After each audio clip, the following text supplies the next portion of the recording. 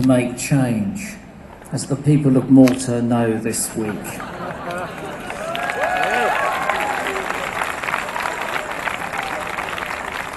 Sometimes. And had I known that Bristol was responsible for Ribena, I may not have come this morning, because that sticky stuff has stained many of my T-shirts.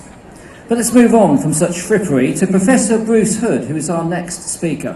He is Professor of Developmental Psychology in Society at the University of Bristol and founder of the academic speaker network Speak Easy. In 2011, he presented the Royal Institution Christmas Lectures. Fantastic stuff. Meet Your Brain. He's also written 3 very successful science books, Super Sense, The Self-Illusion, and The Domesticated Brain.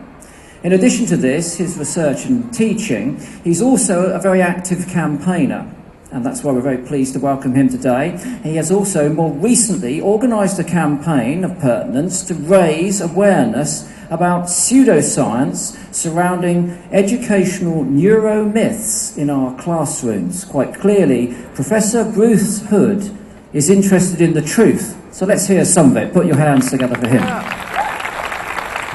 Thank you, great, well, check this out, that's science. Okay, do I have any nerds here? Yay, a nerd fest, that's what I want. Okay, I'm your token mad scientist. That's what I've been called by journalists reporting my research, some of the weird experiments I do. I'm not a mad scientist, I'm bloody livid.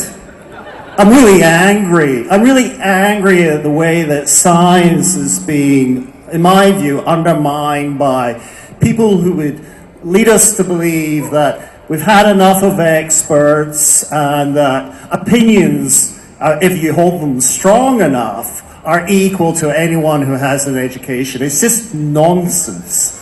And frankly, I think this is a celebration of science, but it should be a protest against these individuals and the damage they can potentially do. The anti-intellectualism, the kind of notion that emotion is good enough. This is not a trivial issue. We've seen the consequences. We're watching a president change policies which have been worked over and studied, and scientists have spent much effort working on. He's just going to throw them out because he has an agenda. And this is something that you often see when you want to undermine a society and implement your own decisions. You get rid of the experts, you get rid of the academics. History tells us this has happened with many regimes, from Hitler and Stalin and Mao. You get rid of the experts. Well, not today, because we need to acknowledge that we need not less, but more experts in society. Okay? So, you know, I started a platform, Speak Easy, and it's just one small piece. If you want to hear experts, go on the site, find an expert, invite them to your community, and listen to the passion, and listen to the expertise, and wallow in it. It's fantastic when you get someone talking about something that they know about, rather than someone just having a strong opinion. The other problem is that our networks and internet and social media has led to the emergence of the celebrity culture, the status that we imbue upon people who simply have large number of followers. Somehow their opinions are given more weight than experts, and that's something that we just have to reject. We can't have Hollywood actors and models demeaning all the work that's been done on the relationship between vaccination and autism. And yet, these people are given a voice, and we've got to reject that. We've got to ignore this. So if this sounds like intellectual elitism, well, yeah, damn it, we need more experts. Because, you know, this is a joke that's been going around, but, you know, when I'm next in the plane, I want my pilot to be an expert, not someone who just feels very passionately or very opinionated about flying.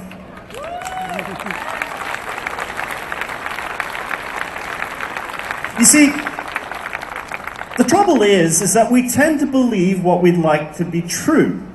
And we tend to believe things which just seem right. Now, I'm a psychologist, and before you start saying that's not a science, I'll pick that up with you later on. But it is a science because science is not a topic. It's an approach. It's a methodology. And the one thing that we know about psychology in the mind is that we're really poor at evaluating evidence. You know, we're a very frightful species which value our own opinions, and we're prejudiced and we're biased. And we saw this last year when the politicians were appealing for us to make decisions. They weren't really giving us information. They were appealing to our fears and our prejudices. So intuition is a really poor metric when you're making decisions. I'm reminded of Carl Sagan. You remember Carl Sagan? Hands up if you remember Carl. Yeah, fantastic science communicator. Now, he was, apparently the story goes, he was in a taxi, and the taxi driver turned to me and said, "You're Carl Sagan, the cosmologist." He went, "Yes." And he said, "So, what do you think about alien life? Do you think there's alien life?" And Sagan, being a scientist, he said, "Well, there's billions and billions of universes." For anyone who doesn't know Sagan, you're going to think I'm a bit crazy, but those of you who remember Sagan have this voice. So he gave an answer: there are billions of universes, and statistically and likelihood is that there will be other life. That was his very scientific explanation. But the driver turned around and said, "Well, yeah, but what do you really think? What's your gut reaction?" To which Sagan said, "Well, I try not to think my gut."